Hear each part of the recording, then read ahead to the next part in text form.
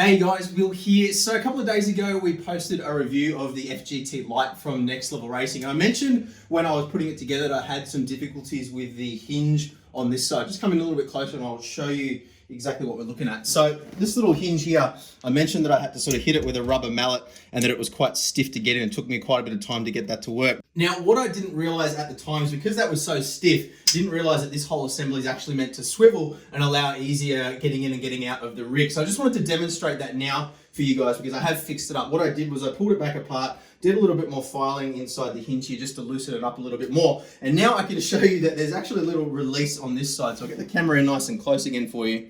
So you flip this open and pull it across like that. There's a little catch here and then the whole thing can swivel out 30 degrees. So that allows you to easily just sort of step in, sit down, put the rig back across and clamp it closed again like so. So apologies if my original video was a little bit confusing in that regard. I actually didn't realize that it was meant to do that simply because it was so stiff. But yeah, that's the way it's meant to work. And hopefully you guys won't have the same issue that I had with having to sort of file that out a little bit to get it to work. But that is the way it's meant to work. So apologies to anybody who the original video might have confused. And I'll see you guys again soon. Bye.